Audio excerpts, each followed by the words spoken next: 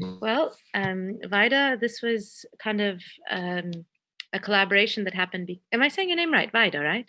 Yes, very well, very Just well. making sure. So Vida and I had a collaboration. She sent an email saying, we're trying to meet other clubs from around the world, and we're interested in meeting the Cape Town Club. And we said, why don't we do a cultural exchange where we talk a little bit about our cities and why we love living here and what we like about our cities, what we enjoy, what we're proud of. And that's how this came about. We will also be recording this because I know sometimes the times are not always convenient for our members, so they watch it later on YouTube. So there will be more people that will have a wider audience for this. And so I think we should just begin. Do you want to start with Lithuania? Do you want to start with Cape Town? We're pretty open either way. Aaron? So maybe let's start with Lithuania. Ruta, if you're ready. I'm super ready. I always say that I was born ready. You know me. Fabulous. Okay. Do we have the slides on the screen? Yeah, here in sharing. Okay, super. Well, good morning, ladies. Hello, and welcome to our virtual tour. So let's fly from our lovely Cape Town to Vilnius, Lithuania. And as they say in the airplanes, sit back, relax, and get to know our beautiful country. And I like to think that it's the best kept secret in Europe. So in the next 15 minutes, I will talk to you about the country of Lithuania, capital Vilnius, and we will take a virtual tour on my absolutely favorite spot in Lithuania on the coastline that is called Nida. And then, as you guys know, Aaron will introduce the Aiva. So if we can jump to the second slide. Very briefly, I will introduce myself. So my name is Ruta, and you might know me from Tuesday morning trainings, which I'm very delighted to organize, and I love them. And I know that a few of you are always on them. We do them on 9 CET, Central European Time. If you haven't joined them yet, please do. We do them on Tuesdays. They're fun, hard, and challenging. Personally, I was born and raised in Lithuania, and quite an interesting fact about me that I use as a icebreaker with strangers that I meet is the fact that I was born on April 26th in 1986, which is the day and the same year when Chernobyl nuclear disaster happened. I know it's not a fun fact. So the interesting fact about Lithuanian population is that almost 92% of our people aged between 25 and 64 have a secondary or higher education. And the average in European Union is actually being around 70%. So in Lithuania, it's more than usual to meet people that have a secondary education and higher. Personally, I have a major degree in journalism and business management. I kind of wanted to cover both sides of my brain, the left and the right. And I've spent time studying in Lithuania, France, Spain, and Denmark. And I'm a huge advocate of constant learning and growth, and I'm not planning to stop anytime soon because I believe that learning is an absolutely lifelong journey. If we could jump into the third slide, I will talk a little bit about Lithuania and its geography. So Lithuania, officially the Republic of Lithuania, is the country in the Baltic region of Europe, as you can see on the slides. We have a coast with Baltic Sea. And in case you didn't know, we are in the geographical center of Europe. And yes, you guessed it, our official language is Lithuanian. And as a regular Lithuanian, I can speak more than one language. Si hace falta, puedo presentarme en castellano. For those who don't speak Spanish, I said that if one would ask me, I can present myself and have a decent conversation with people in Spanish. And aujourd'hui, je suis en France pour rafraîchir mes compétences en français. And for those who don't speak French, I just said that I'm currently in France, actually refreshing my knowledge in French, language that I learned at school and while studying abroad. So as you probably noticed, I love learning. The interesting fact that elderly people in Lithuania know how to speak Russian, while the younger generation only speaks English, mainly speaks English. So I'm in between the younger and the older, maybe not really due to the fact, but more to my approach to languages, because я могу тоже говорить по-русски, если это нужно. And I just said that I can also speak in Russian if that would be needed. So I'm fluent in 5 languages. The thing is that Greek, Latin, German, Celtic, and Slavic languages are among the oldest languages in the world, as you guys know, but they are not as nearly old as Lithuanian language, which actually belongs to Indo-European language group. I always say that it's language that is closest to Sanskrit in a normal today's world. And that is pretty amazing. If we would jump to the fourth slide, I'm going to tell you a little bit of history of the country. So aside from the brief period of independence that happened between like 1918 and 1940s, as you guys know, Lithuania was occupied by Russia from the beginning in 1975 and then controlled by Germany for a brief period during World War II. We were incorporated into USSR in 1944, and basically we were a component of Soviet Republic and only got our freedom 56 years later. And if you guys remember, Iceland was the first country in European Union to recognize our freedom as a separate and independent country, which happened in March 11th, 1990, when we declared our independence. And we were the first ones, small, first and proud and feisty. We were the first ones in the Soviet Union Republic to do so. We were admitted to the European Union and NATO in 2004. We are democratic, proud democratic republic and have had 7 presidents since declaring the independence from USSR.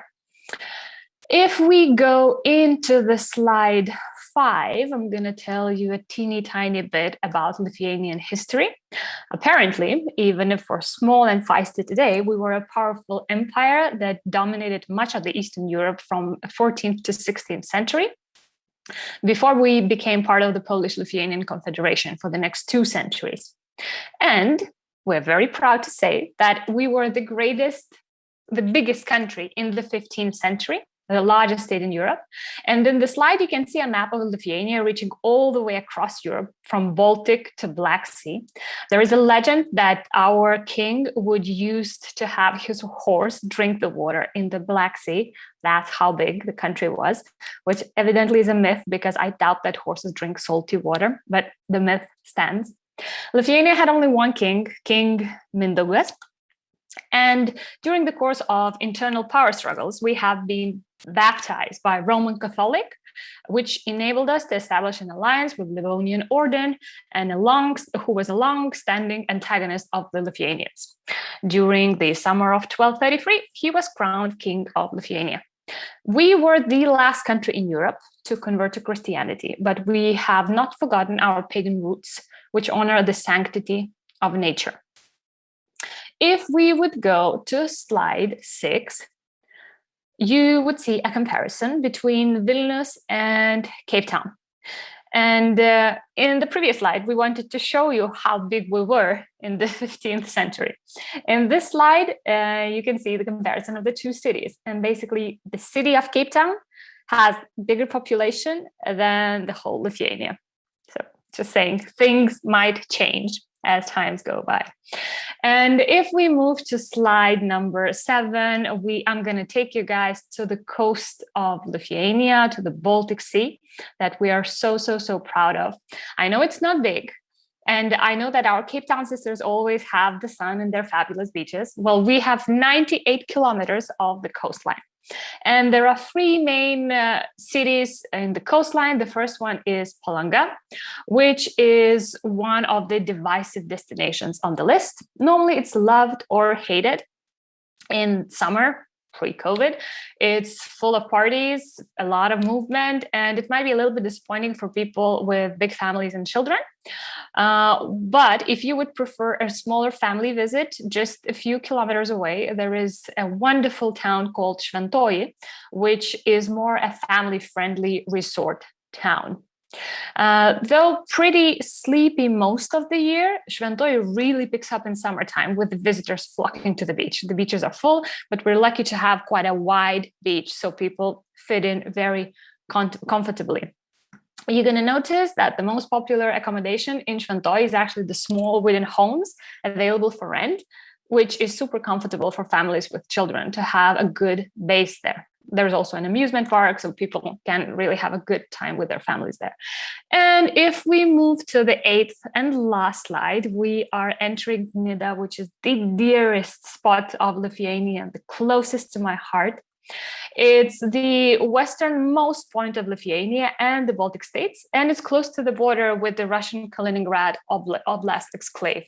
It currently has around 2,385 residents. It's not big, but I know that in summer months, this number can easily go up to 20,000-30,000 of people who are tourists and come to visit. So this excellent Baltic beach is one of the top beaches to visit in Lithuania. The Curonian Split is a unique landmass that is actually UNESCO World Heritage Site and one of Lithuania's national parks. It is full with history and it has been inhabited since prehistoric times.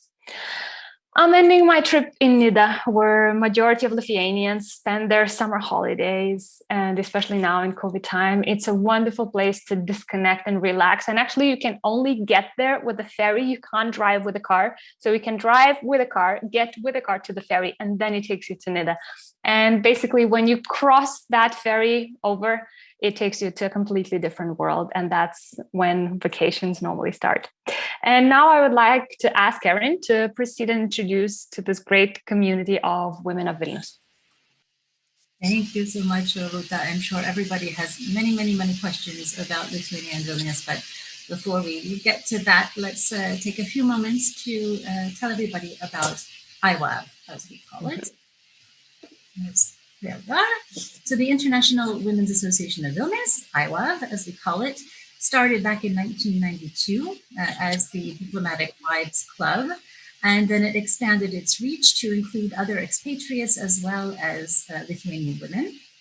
And it was renamed the International Women's Association of Vilnius in 1998 after having gone through the process to become an NGO the year before. So we are a charitable organization, and we are a support group and networking group that unites international and local women living in Lithuania. And today is a very special day. Today we are celebrating our 23rd birthday. So I have my little birthday hat as an organization. So we are very happy to celebrate this occasion with you, with our friends from Cape Town. And we hope in a few weeks to be able to get together in person to have our own birthday party. Our mission, of course, is charity and socializing, and we extend a hand of friendship to foreign and international women living in Vilnius. We seek to promote intercultural exchange via our established network. And we also work through sustainable empowerment of women and communities through a variety of activities designed to enhance the growth of our members. The most important being providing aid to vulnerable and disadvantaged groups located within our communities. As of today, we have 80 plus members. I didn't give the exact count. Approximately 1/4 are Lithuanian citizens. The rest are from around the globe, representing, I think we're more than 16 countries now, close to 20 countries. Every year, here we have a snapshot of a few of our members. Every year, again, we host 2 flagship events, and I'll get to those a little bit later, our Blossom of Hope and International Christmas Charity Bazaar. Now, due to the strict regulations, as is the case, I'm sure, in South Africa right now, a lot of our activities have been virtual, but we are pleased to have restarted our in-person activities just last week with an art gallery visit. You can see the 3rd photo on the slide. Every Monday morning, for example, we have a walking group.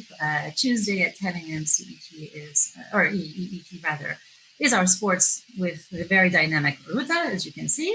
And once a month, we have our coffee morning. Again, it's virtual for the moment to really provide updates on our activities.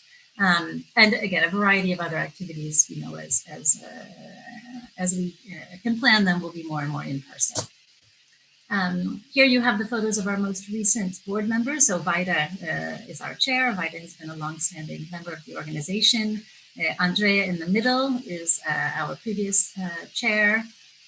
And then myself, Greta, and Gila, again, all working hard to contribute to developing IWAV and making it as fun and interesting as possible for our members. So the Blossom of Hope is our annual charity event.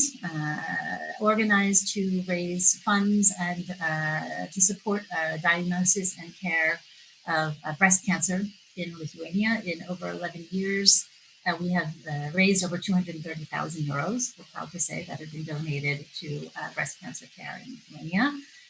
It was first introduced in 2011. And we, plan hopefully this year to once again have a great party, a sit-down black tie event with fabulous food, live and silent auctions, various artistic performances. I will myself be the chairwoman of this year's Blossom of Hope event. So together with the organizing members, we are really getting started with the organization, and again, hope to have not only the online auction, but also a live gala event. That's our goal after summer. Our other big flagship event is the International Christmas Charity Bazaar. It is organized in cooperation with the diplomatic community and the business communities in Lithuania, as well as many of our Lithuanian friends. And it's right in the center of Vilnius in Town Hall Square, and it's really generally the first weekend in December, and it's become, say, the unofficial start to the Christmas season for the whole city of Vilnius. So altogether, since its inception in 2003, the International Christmas Charity Bazaar has raised more than €1 million, benefiting Lithuanian charities. So all of the proceeds go to benefit charities who submit applications each year ahead of the Christmas Bazaar. And over 40 embassies and organizations participate each year, joining hundreds of volunteers and IWAF members in the organization of this flagship event. Each embassy prepares a stand with products that represent their country, and the honorary patron of the International Christmas Charity Bazaar is either the president or the first lady of Lithuania, depending on whether we have a female president or a female first lady. Due to the pandemic, of course, this past year was an online version. We did manage to raise 28,000 euros in the purely online format, so we were very proud of that achievement. And with that, I will wrap up the virtual tour of Lithuania and of IWAV, and we can't wait to hear about Cape Town and what all the work that IWC Cape Town is doing. Thanks so much. Stop sharing my screen. Fabulous. Thank you for that introduction to Lithuania and to what you guys are doing. Sounds like you're doing some really important work for philanthropy there. It's really exciting to hear about the things you're doing. International Women's Club of Cape Town, we were founded in 1976, so we've been around for a while. Our main aim is also to help with philanthropy. It's for friendship and philanthropy. In fact, our new sort of call to action that was put together by Victoria, who is our social media and communications chair, that's Victoria waving there, is make friends, make memories, and make a difference. So that's kind of what our club is about. So my presentation is a little bit different. I was doing more of an introduction to Cape Town. So if mine's a little bit longer, I apologize. But I hope you'll enjoy the pictures and learning a little bit more about our city, because we're very proud to live here. And it's really I think it's a fantastic place to live. Super happy here. So I'm just gonna start my PowerPoint slide. There we go. All right, so Cape Town, one of the most beautiful cities in the world. We are located at the bottom of Africa. It's one of the oldest cities here in Africa. Before COVID, you could generally get here in about 11 or 12 hours, mostly from London or Amsterdam, Frankfurt. There's also the Middle East carriers that come to us. Again, pre-COVID, things are obviously different at the moment with flights. One of the really nice benefits of where we live is that our time zone is very similar to the rest of Europe. For instance, you guys are only an hour ahead of us, and London is an hour behind us. So that's quite nice. Okay. We're unique because we have 3 capitals, which you may not know. We have one in Pretoria, one in Cape Town, where we are, and one in Bloemfontein. Bloemfontein is the seat of the Supreme Court of Appeal, so that's our judicial seat. And then Pretoria is the where the executive branch sits. That's where the official state residences are. And Cape Town, we hold the parliament. So we're quite proud of that. And we often have a lot of parliamentarians that come down to Cape Town. And we are a democracy. We were formed in 1994 after apartheid. Cape Town's quite big, as you pointed out in your Vilnius slide. We have almost 4 million people, and we are broken up into a lot of different suburbs, and each one has a different feel. So Constantia is more wooded and has lots of trees and forests, and same with Newlands. And then we have the Winelands area, which is known for lots of space and beautiful vistas. I live in the Atlantic seaboard. That's the view from my house. I like being able to look at the sea, and it's also very close to the city center. But everyone in Cape Town loves where they live, and I think are quite proud of their unique attributes of their suburbs, because we have Table Mountain in the middle of our city. It's literally a city, a mountain in the middle of the city. And so it gives different microclimates depending on where you live. Anyway, so I think we're all because we are a big city in that sense, our IWC is broken up into area representatives. And so our area representatives are in charge of those areas. With us today, we have Molly and we have Maria and a couple others, and they are area representatives. So they just look after the people in the area, so we can just keep a pulse on what's going on with our members. And it's very nice because we have currently 367 members. So we're quite a large club, and it's a nice way to keep everyone connected and in good communication. A little bit about the history of Cape Town. It was not founded, but the Dutch East India Company was sent to the Cape Town as a halfway point to provide water, meat, and vegetables. Because if you remember, Europe wanted to go to India to get spices and import things, but there was no Suez Canal. So you had to go around the tip of Africa, and you needed to be able to find fresh water after being on the sea for a long time. So that was kind of how Cape Town was established. That happened in 1652. So as I say, we're obviously not as old as Lithuania or Vilnius, but we're quite proud of having some history. Let's see. We also have had, let's see. Oh, I'm missing our climate. Generally, we're kind of a Mediterranean climate. We have warm, dry summers and cool, wet winters. Our seasons, because we're in the Southern Hemisphere, are the opposite of the Northern Hemisphere. So as you guys are just enjoying this beautiful sunny day and spring has sprung, we are going into our winter.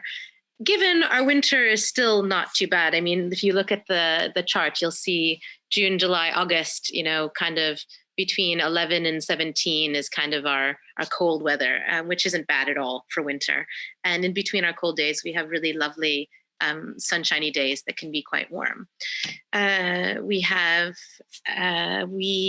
currency is the rand, which we use. It's a very good place for Europeans to visit because our currency is quite weak in exchange with the euro. It takes 17 of our rands to make 1 euro. So a lot of Europeans come here and they have fabulous holidays, which is good for our tourism sector. We also have quite an unusual electrical outlet, but we are the same wattage as Europe, which is 220. So as long as you get an adapter, you can use your same appliances if you visit. And we have, we have 11 official languages. You can see here everyone holding their flag. And as you can see, we have about 4.3 million is Cape Town. Not South Africa. South Africa has about 50 million people in it. So I'm going to take you through a little tour of the different areas of Cape Town. I was telling you how we have our unique suburbs. I'm going to start in Musenburg because our Cape Peninsula straddles 2 oceans. We straddle the Atlantic Ocean on the west and the Indian Ocean on the east. And Musenburg is right on the Indian Ocean, and it's known for surfing. It's known for beautiful beaches, as you can see, and for these little huts. We have little beach huts that you can have, and they're quite nice if you want to change in one, but they're also photographed quite often because they're really, really beautiful. It's a nice little seaside town, and our art and design group, which is another one of our design groups, which is headed by Marianne, who's also in on this chat, just was there, I think, was it last month, Marianne, or 2 months ago? And it's quite a quirky seaside town. So it was very nice for our local members to be able to find out more about different areas of Cape Town. They did an outside tour so that it was COVID safe and COVID compatible, because we're trying to be very creative during these times. So if you keep on going along Musenburg, you will get to something called Simonstown and Boulders Beach. It's very well known because we have a South African Navy. We even have a submarine. I think we have 2 submarines, actually. And we are known for our African penguins. They used to be called jackass penguins because they make quite a braying sound, but you can get very close to them. We have a protected colony. And if you go to Boulders Beach, you can actually swim next to them. If you go in for a dip, they'll swim right next to you, which is a pretty cool experience to have. Going on to that, you get to the Cape Point. This is the historical differentiation between the Indian Ocean and the colder Atlantic Ocean. So you can see in the picture here the 2 oceans. There's kind of the tip. And it's part of our Table Mountain National Park. It's known as the Cape of Good Hope. It used to be known as the Cape of Storms, because even though our weather is generally quite mild here, when we get a storm, the storm is very hectic. In fact, last winter we had a storm where I lived personally, the winds were going around Lion's Head at almost 200 kilometers an hour. So it was quite hectic. All my trees were stripped of their leaves. But it's a really nice, beautiful place to visit. Keeping along this, you get to something called Chapman's Peak. And this is a mountain that's on the side of the Cape Peninsula, and it's between Hout Bay and Noordhoek, which are also 2 areas that we have in our IWC with quite a few members. And it links the 2. And there's this road that hugs the coast. It's very dramatic. It's really beautiful. It's often used in car ads all around the world, not just in South Africa, but BMW has filmed there, Volvo has filmed there, Maserati has filmed there. So it's our scenery in Cape Town is very, very, it's stark and it's beautiful, and it's almost too beautiful to be believed. I don't know how else to put it. It's also the home of 2 of our sort of mass participation races, the Cape Argus, which is 109 kilometers, and you do it on a bicycle. And that has 20 to 40,000 people that participate, obviously pre-COVID times. And the 2 Oceans Marathon, which also has a lot of people that come. And so people come from all over the world to experience the scenery, either running or on their bicycles. This is our city center and Table Mountain. You can see we have this left-hand slide here is the company gardens. And that was the original gardens that were established by Jan van Riebeck and the Dutch East India Company. And they're still there. There's lots to see there. They used to have vegetable gardens, but now they have a lot of indigenous flowers. And there's some really interesting sort of architectural and artistic pieces that are in town. There's our museum. We have the South African Ezekiel Museum, which is our national gallery, which also includes a planetarium. And then on the left-hand side is the Castle of Good Hope. That is the oldest building in Cape Town, and that was built between 1666 and 1679. And the left-hand side is our Grand Parade, which is sort of the absolute center of town. And that is where Nelson Mandela gave his speech when he was released from prison. And so it's a very important historical monument for us here in Cape Town and in South Africa. And then on the right-hand side is the District 6 Museum, which is where you can find out a little bit about the history of apartheid. Because prior to 1994, as you may know, we had a government that separated people into divisions by the color of their skin. And depending on the color of your skin, you are not allowed to vote.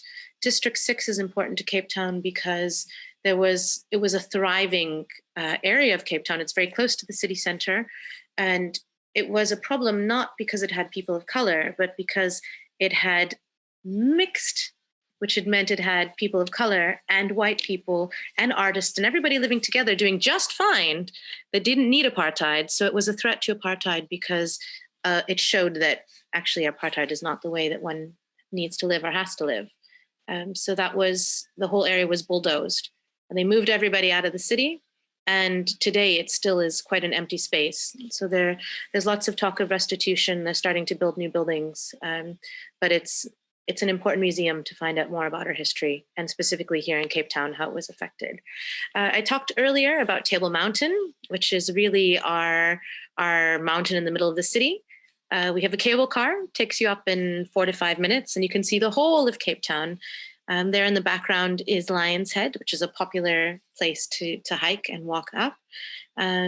In the left-hand corner, that's me on top of Table Mountain, because as most people in the IWC know, I like to hike and walk quite a bit. And this is a beautiful place to do it. In our club, we also have a walking club and a hiking club. And in fact, tomorrow, both of our hiking and our walking clubs will take the cable car up to Table Mountain and do a hike on top of Table Mountain. Table Mountain is a big mountain. It takes from one side to the other. You can hike it up and down in about 8 hours. So it's not a small mountain. That's why we're taking the cable car up, because otherwise you're going to have 2 to 3 hours just hiking up the mountain. And then in the left-hand side, there's little dassies. They live on top of Table Mountain, and they're quite iconic for Cape Town. And their closest living relative is the elephant. And they're about this big. And elephants are big, but that is their family. The waterfront is quite well known as well in Cape Town. It used to be dry dock, and the thing that I love about the waterfront is they still repair ships there. So it's kept its character, but even while keeping its character, it has also, go back. There we go. While keeping its character, it has been developed. So there's a shopping, there's a craft stalls, and it's just beautiful. You can see from this picture, you can take photographs with Table Mountain in the background.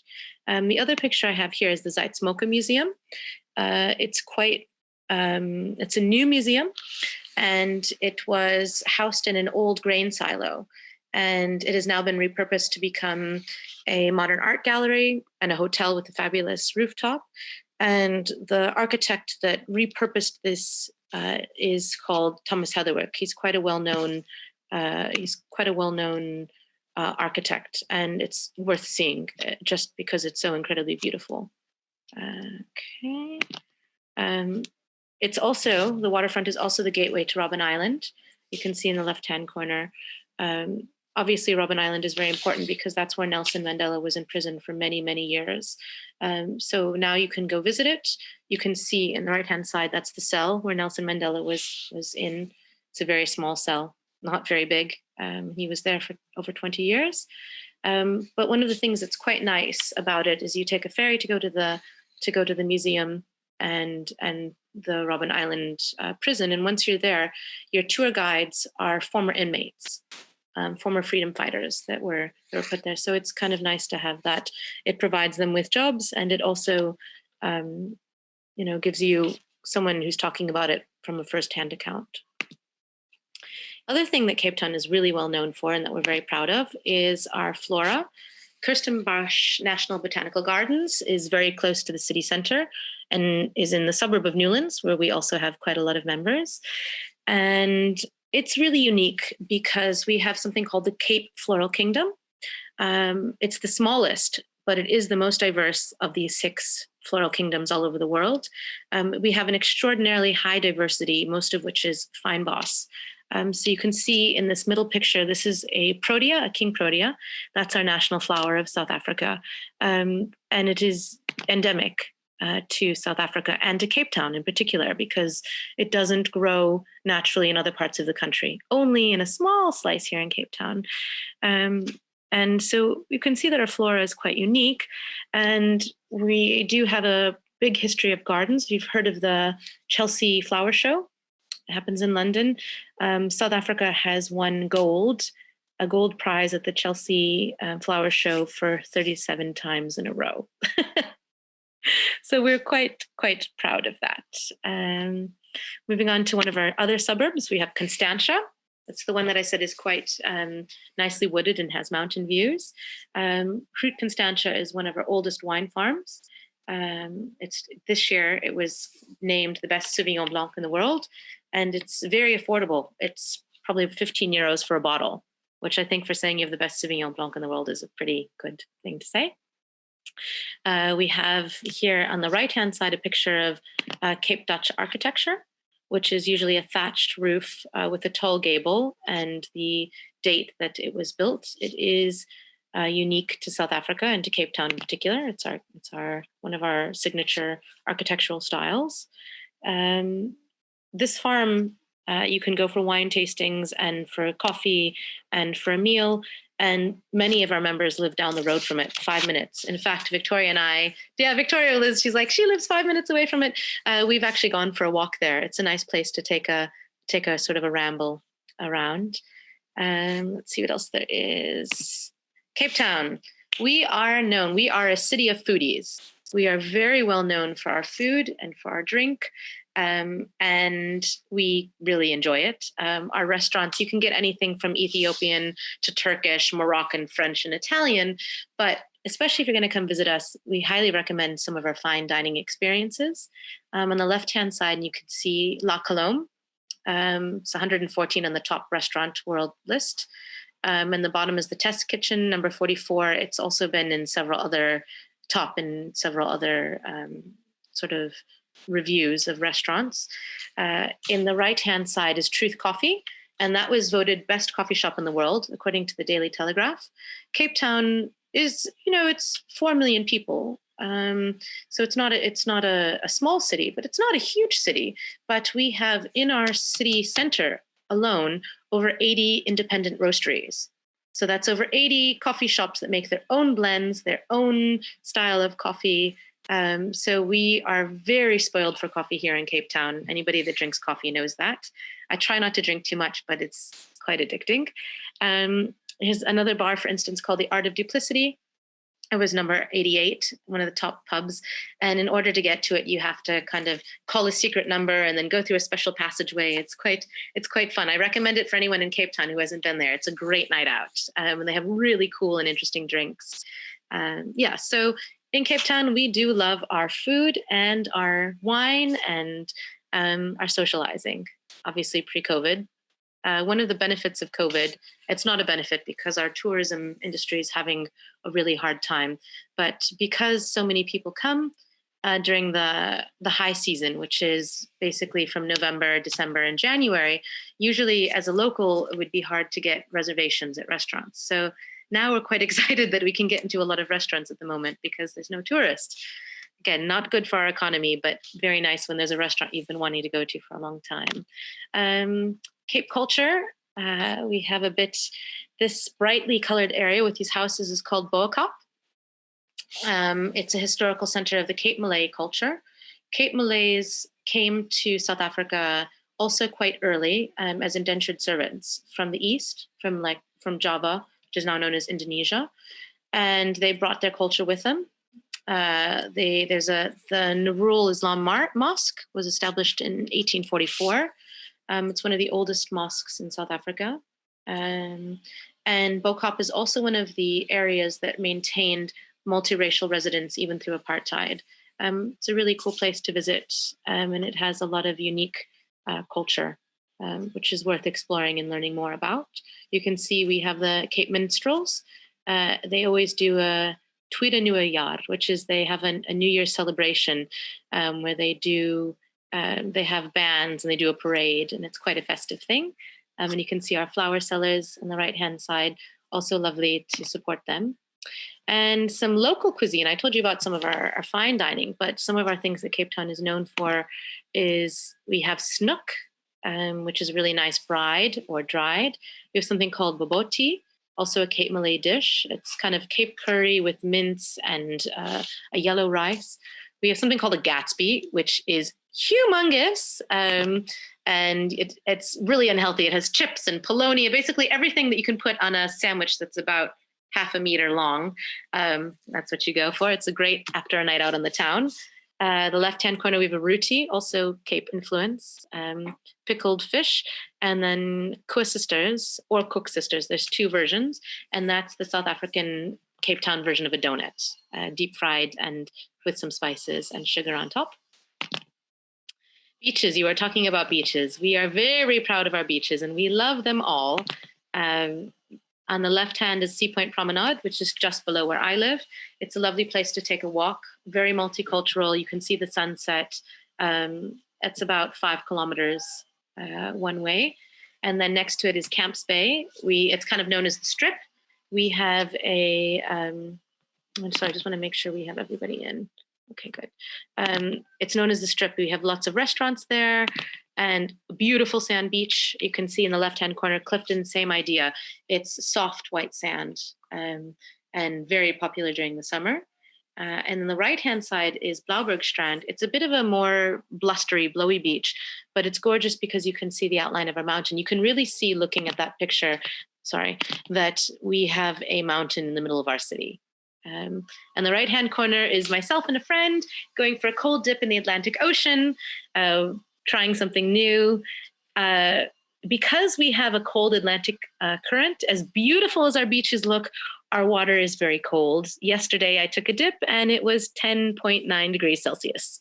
So it's a little bit warmer in summer, but not by much. I told you about Constantia, which is one of our wine routes, but we also have wine areas about 45 minutes outside of our city, in Stellenbosch and in Franschhoek. You can see, again, another example of Cape Dutch architecture. We do have a wine club, which is one of our activities that is part of our club. In our right-hand corner, you can see Dieback. She was in the wine fraternity for a very long time. She leads our wine group. So we like to try different estates. There's many estates, hundreds actually in Cape Town, because we have quite an old winemaking tradition. Franschhoek is another one of them. It was founded by French Huguenots because during, what's the name of it? Let me just get there quickly. Because the French who were Protestants were kicked out of France. So they went to Holland, or to Netherlands, and the Netherlands said, well, we can send you down to the Cape. And so they went to the Cape and they founded a lot of winelands. They brought their winemaking tradition with them.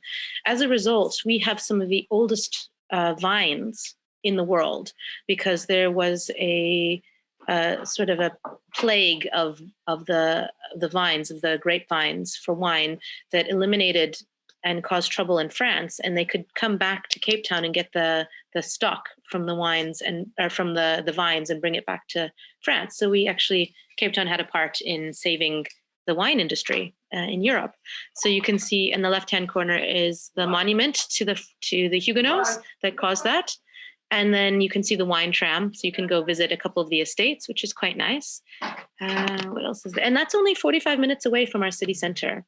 Our last one is Hermanus. It also has a wine route, but it's mostly known for our whale festival, because we get whales from about June to September, sometimes more on either side, depending. And you can get really close to the whales. You can see them. You can see from these pictures. You can take a boat and get right next to them, and they're beautiful. It's our southern right whale. We're really proud of them. They come here to calf and have their babies, and then they go back to Antarctica. So it's nice to see them when they visit us. There's a few other things you can do. I said hiking is a big one. You can do shark cage diving. You can cycle. You can do a township tour, paragliding. Because Cape Town is just so magnificent in terms of the nature that we offer, there's a lot of exciting activities you can do. You can go golfing. We have a game reserve. You can see some game. It's not as much as north by Johannesburg. You can see something called the flowers we have on our West Coast National Park, also only about 30 minutes to 40 minutes away from the city. In August, all of our flowers come into bloom, and you can see it's really, really incredibly beautiful. And if you don't feel like being active, you can go, you can go to the Mount Nelson for tea. And there's a piano playing and a beautiful, lots of pastries, and you can sit by the pool and just relax and enjoy all of the time from all the busy things that you've been doing. So that's a lot about Cape Town. I would say that's probably a lot of the things that we do here in Cape Town. And I hope you've enjoyed learning a little bit more about our city. Thank you, Amanda, for that breathtaking tour. I've had the privilege of going there a few times, and my heart is just swelling right now to see these images. And we've all gotten used to not traveling with the COVID situation, but that makes me really want to go back to South Africa. So you're very, very lucky, and thank you so much for sharing that and bringing it to our computers today. It really felt like I was back there for a few moments. Well, come visit, because you know that you have friends here in the International Women's Club of Cape Town. I see that Ruta has raised her hand. Ruta? Yes, I have only one question. When can I come visit? Exactly. It's amazing. I'm like, wow, it's insane. We're very proud of our city. Really I think. Beautiful. You should be. I get it. And the view that you have from your home, I mean, come on now. Was that one necessary? Really? I mean, we want you to visit us. We're trying to have these cultural exchanges so that you can come. You did make a sail fly. Yes. It's told well. Wonderful. Cool. Thank you. Our restriction, we don't actually have restrictions apart from, I think you only need a negative PCR test at the moment to come here. I don't know what your restrictions would be going home. That's a different story. But yeah, so tourists are coming, but obviously in much reduced numbers because of the quarantine when they go home. But yeah. Vaida, I think we're having conversation after the call. Yeah, you're welcome. I mean, we're welcome to have conversation. I see Maria has a question. Hello, Maria. Please unmute yourself. Oh, you're still muted, Maria. There we go. I'd just like to say I was in Vilnius a few years ago on a tour, and I enjoyed it very, very much. I loved your amber, bought a lot of that. And the city itself was still in its rejuvenation period, that rebuilding churches and all that kind of stuff. And it was a joy to actually meet the people. I really, really enjoyed the kindness and the relationship that I created. Just staying there for 4 days. I mean, it was amazing. I really, really enjoyed Vilnius very, very much indeed. And we'd love to have you here. So come as soon as you can. And by the way, there's a saying that Cape Town is terrible in winter because it rains for 2 weeks in a row. Well, it's not really true. Don't believe everything you hear. It's the Cape Townians that tell you that because they don't want you to come. So don't listen to them, because I'm a Johannesburg girl. I've been living in Cape Town for only 20 years. Before that, I was in Johannesburg for 50 years. So you know what? Come to Cape Town in winter. At the moment, our weather is stunning. There's no wind. It's 22 degrees. It is so beautiful. Come tomorrow. Yeah, here we go. I mean, it's a bit chilly. Look what Amanda's doing. Really? Wow. Come visit. Well, what I can say, rain doesn't really scare us. Lithuanians are the last generation that can be scared by rain, because if you take the name of the country, Lithuania in English, and it's Lietuva in Lithuanian, verbatim, it means the country of rain. So we don't care. There you go. Even more now to come to Cape Town. We'll feel like home. Thank you so much for your presentation. I really, really enjoyed seeing exactly where you are again and so on and so on. It just reminded me of our wonderful trip there. Thank you. So maybe one question, Amanda, with all of the beautiful things in and around Cape Town, do people just stay put, or do you tend to, where do you take your holidays? Do you go elsewhere in South Africa? Do you, go abroad, or you just, basically you're on vacation 365 days a year? Yeah, that's a good question. I think it depends. And I think it depends on every person. As I was saying, we have really beautiful game parks in the north. But Kruger National Park is one of them. And there's lots of beautiful things you can see also in the Eastern Cape. I know Victoria was just in the parks. And also I know that Marianne, I think you also just took a tour. So there's lots to see in South Africa because our terrain is very diverse. But often when we go on holiday, I go abroad. I'm an opera singer, so I'm often abroad singing anyways.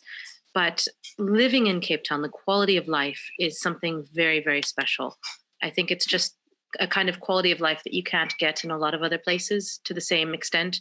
We have beautiful weather. You can easily go to the beach. You can easily climb a mountain.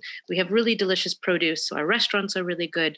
We have an opera. We have a ballet. In fact, our next month, as long as we don't have a third wave, we're hoping not, we'll be having the Cape Town City Ballet doing a presentation for us. They're going to do some dancing and a masterclass for our monthly meeting, which we're very excited about. So Cape Town has a lot to offer. It really, really does. Its only drawback is that it's 11 hours from Europe. I don't know. I'm sure some of our other members here could talk about the holidays they take. Yes, I think, sorry, I always hesitate to say silver lining of COVID, but there's one of the silver linings has been that we've been forced to travel within our own country, or our adopted country in most cases, and you're reminded of the diversity of. You have, as you say, game parks. You've got, you can go to Lesotho that has snow in the winter, etc. But I think most of us could sort of lean towards Europe for our holidays, and usually to go and visit family and such like. But and we're all hankering. We had a presentation on Tuscany the other day, and we were like, hankering to go back to Italy. But so yeah, I think most of us sort of lean towards Europe, but also Southeast Asia. We're because we have to fly 11 hours to get to Europe, we can also fly 11 hours to get to Southeast Asia or South America. But I think most of us lean towards Europe. But as I say, we've all been exploring South Africa or reacquainting ourselves with South Africa in these COVID times. Yeah, definitely. And for Lithuanians in Vilnius, is there, I know you said you go to the coast in summer. Are there other places that you explore, or do you tend to stay in Lithuania? What would you say? How does that go? Well, I can jump in. I would say that you don't want to leave Lithuania in summer because it's perfect. Like, I lived in Barcelona for 5.5 years now, and summer in Lithuania is the most amazing one. We have wonderful weather, lakes, beach, sea. Like, you just want to stay there and get like a lake house or forest house and camp and be outside and sunbathe and read and just completely dive into the greenery, because it rains so much. And then in summer it's so green because it's been raining for this whole time. Oh, you just want to stay in. But that's for me, because I've been outside of Lithuania for a long time. Vaida maybe wants to jump in with the note of hers, but I think summer in Lithuania is the period of time when you don't want to leave. And then in November, when it becomes that's when you want to go Southeast Asia or Cape Town, or that's when you've got to come to Cape Town. Because it's beautiful. Maria, I hear you. She's booking a ticket now. And your winters, are they just wet? You don't get but you must get snow, surely, that where you are? Yeah, this winter was insanely snowy. Like, we haven't had that much snow in, 10 years, 5 years. It was a lot of snow, like a real winter fairy tale. Like, it was so nice. So, like, it's good when it's an extreme, in a sense, like real summer, real winter. But very often it's that in between, when it's like sluggish and gray. And we say that it's like cepelini sky. Cepelini is one of the national dishes, and it's gray because it's boiled potato. So we have that sky for like 2-3 months in winter. Yeah, I'm from Scotland, so I totally You know what I mean. You know what I mean. Yeah. Vaida, do you have some more questions or things that you want to take us through? Or? I do, actually. First of all, I would like to thank you for your, I don't know how to describe, a tremendous presentation. I have myself really enjoyed. 19 years ago, I myself visited Cape Town, and the only thing I brought was the CD of Brenda Fassie. Since that time, for 19 years, I was very into the entertainment part, which came from South Africa, not only from Brenda Fassie, but also we have Trevor Noah. He's from South Africa, not from Cape Town, but Jerusalem, a song which came throughout all the world. And I don't know, I'm always happy to see this entertainment songs that came from South Africa. I guess this is from this the first CD which I got 19 years ago, but I really have like deep down in my heart a very, very good emotions since I hear these songs from South Africa. So yeah. That's wonderful. We have incredible musical talent in South Africa, both on the composing side and on the dancing side. So we've created quite a number of dances, like Jerusalem is the latest one. But for many, many years, I'm talking 30, 40 years, there's been a real renaissance of African style music in South Africa, which has really taken off. And a lot of our artists have gone to America in particular, to hone their craft. And they've come back with incredible ideas, and they are really, I think it's in their DNA, really. They are incredible musicians and dancers. So I'm so pleased that you've actually taken an interest in our music, because it is really very good. Yes. Fabulous. Okay.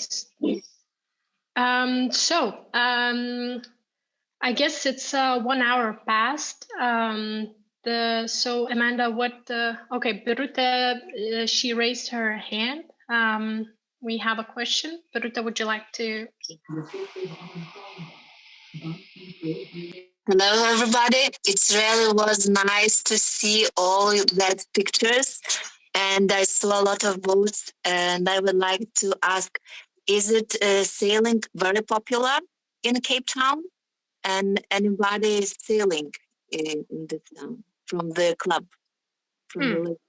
Because now it's one of the way to travel. Just it took a little bit longer from Lithuania.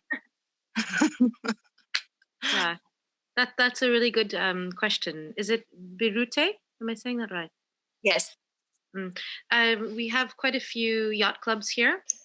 We have the Cape Town Yacht Club, Simonstown Yacht Club, Hout Bay Yacht Club. What other ones do we have? Gordon Bay. Yeah, exactly. Because we have so much coastline. So definitely sailing is very important. And in fact, Cape Town is one of the hosts for the Cape to Rio, I think it's called. Is that right? Mm-hmm. The Volvo race. And so we definitely have a lot of sailboats that come. The only difficulty is that in Europe, say in the Mediterranean, or I'm assuming the Baltic or the Black Sea, because it's a sea, it's a little more easy to navigate, say, than Cape Town, because Cape Town is, again, quite far away from other things. You can go from Cape Town to Mauritius or Cape Town to Seychelles, but it's going to take you, as you say, about 8 days, and you have to stop to get fuel. And our seas can get quite rough. So, if you've got a great day, it's fabulous. But if you want to go further than, say, 50 kilometers away, you've got quite a hike ahead of you, I would say. Not a hike, quite a sail ahead of you. Mm-hmm. But there's definitely a sailing culture here, and there are definitely many yacht clubs. It's definitely part of Cape Town. Did you want to add anything, Victoria or Maria? Well, it's just that it's not called the Cape of Storms for nothing. It can be incredibly unpredictable. I was speaking to a friend the other day who was sailing in Hermanus, where the whales are, and it was a perfect day, and this squall came through, and the whole club was capsized within minutes. And it was completely not forecast, nothing on the radar, nothing. It just came up, and they were all capsized. So it's it's not for the novice, I would say. Yeah. Marianne, would you like to add anything? I know your husband loves sailing. Everybody, nice to meet you all, even though it's at a distance. Just to give you a bit of background, I'm quite a new member. to the International Women's Club of Cape Town. I've only been here I've been here now 4 years. Lived in Johannesburg all my life before then, and Johannesburg has a very different feel. It is very much the business capital of the country. And when I visit Johannesburg from time to time, I have family there.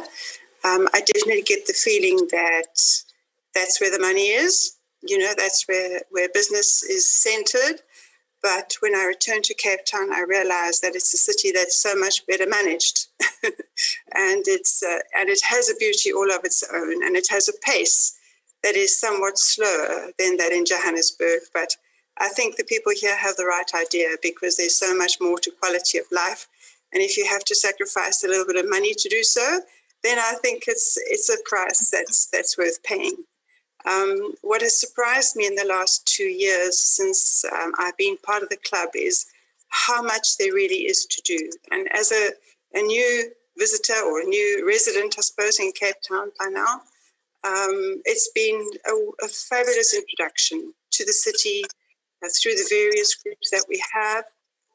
We've experienced things that normally, when you drive around or you visit a place, you might not have access to. So, I'm really grateful to the club and for all the lovely people. With so many members, it's a fabulous opportunity to make new friends and acquaintances. So that's really special. What Victoria is referring to is my husband had a birthday last week, and he used to sail. He sailed in some of those races. It used to be called the Rotman's Week many, many years ago. And he's always talking about wanting to do sailing again, but he's not so young. So we thought that we would give him a treat for his birthday. So my son from Cape Town came down, and we went into what we call the waterfront. And there are many, many sailing boats or other boats, catamarans, and there are a whole variety of them that you can go on. And we had decided it had to be a boat with sails, because I thought that would attract him. And we just had a short cruise around the harbour, but unfortunately, there was quite a lot of fog last week, and we didn't see Cape Town, the city, and the mountain very clearly. But it was just fabulous, and it was just short, but it was available, and it was really, really special. So that's one of the things that you can do. But I'm also really interested in Vilnius and in Lithuania. Your country looks so lovely, and it must be such a special atmosphere to live in a country with a small population.